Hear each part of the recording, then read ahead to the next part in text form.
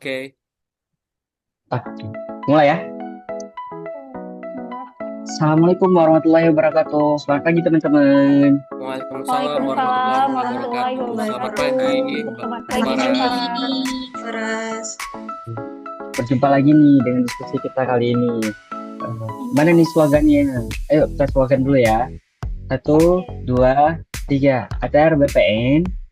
Melayani Profesional profesional dan terpercaya. terpercaya.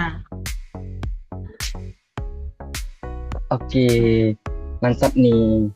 Jadi hari ini kita akan membahas implementasi terkait dengan nilai berakhlak, yaitu tentang substansi kompeten dan harmonis.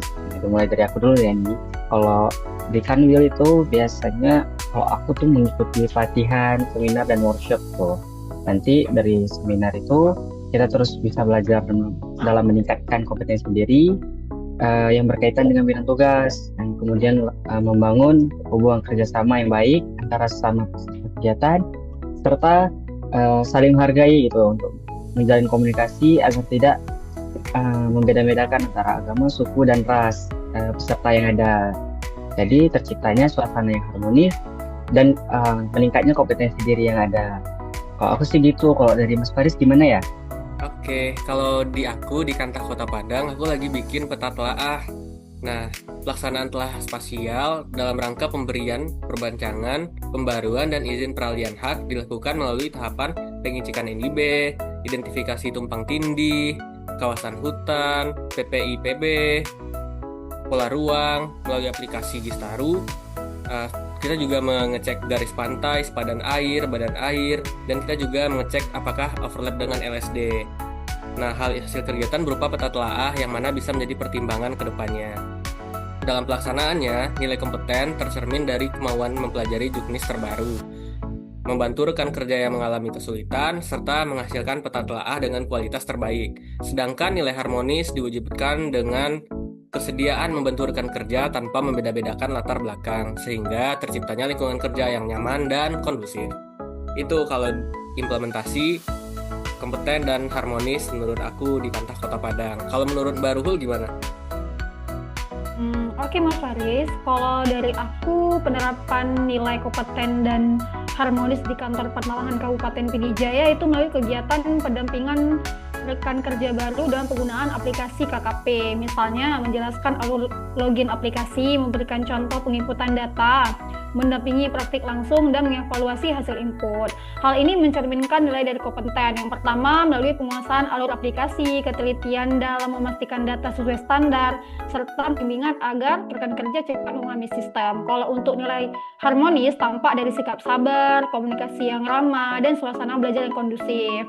Untuk outputnya, mungkin rekan kerja baru bisa mengoperasikan aplikasi KKP secara mandiri dan benar, serta peningkatan kapasitas SDM di bidang pertanahan sejalan dengan visi dari Kementerian ATR BPN, yaitu menekankan profesionalitas dan pelayanan berstandar dunia. Ini sih berdasarkan pengalamanku karena aku kerja di seksi TU untuk sementara. Kalau menurut Kak Triska dari Kantah Karu gimana penerapan nilai ini?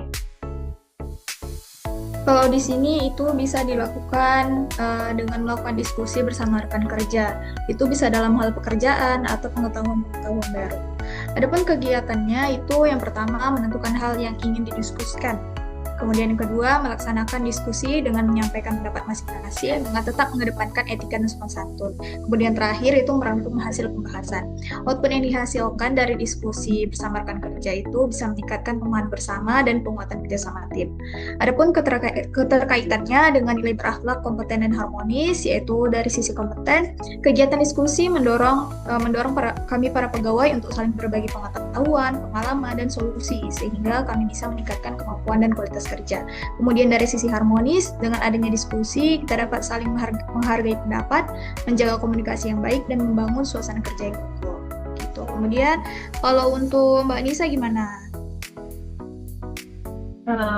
Kalau di ATR BPN Kantah Tapanuli Selatan, kegiatan yang sudah dilakukan yaitu sosialisasi, yang mana tahapan dari kegiatan tersebut yang pertama perencanaan. yakni menentukan tujuan, sasaran, dan materi sosialisasi yang akan disampaikan kepada masyarakat. Kedua, pengidentifikasian sasaran, yakni mengidentifikasi kelompok masyarakat yang akan menjadi sasaran sosialisasi, seperti petani, pengembang properti, ataupun masyarakat umum. Yang ketiga, menyusun materi. Menyusun materi sosialisasi harus dengan jelas, mudah dipahami, dan relevan dengan kebutuhan masyarakat yang ada. Yang keempat, pelaksanaan. Dalam melaksanakan kegiatan sosialisasi harus sesuai dengan rencana yang telah disusun. Dan yang terakhir, evaluasi. Setelah melakukan perencanaan dan pelaksanaan, alangkah baiknya memang suatu kegiatan itu harus dievaluasi untuk mengetahui apakah kegiatan tersebut efektivitas dan memiliki dampak terhadap masyarakat. Kemudian terkait dengan output, hasil dari sosialisasi itu harus juga memberikan dampak yang positif di kalangan masyarakat. Tujuannya juga untuk menghindari meminimalisasi konflik yang terjadi di antara masyarakat sekitar, seperti itu.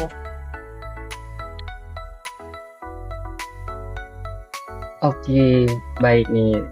Mantap kali ini untuk dikatakan abang-abang dan kakak nih.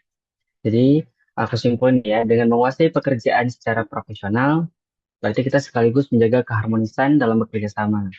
Kita tidak hanya menyelesaikan tugas dengan baik, tetapi juga membangun lingkungan kerja yang saling mendukung dan berorientasi pada pelayanan yang terbaik. Kompeten membuat kita dipercaya, harmonis membuat kita bersama-sama maju. Saya akhiri, Assalamualaikum warahmatullahi wabarakatuh. Waalaikumsalam Waalaikumsalam. warahmatullahi wabarakatuh. Terima kasih Terima teman-teman. kasih.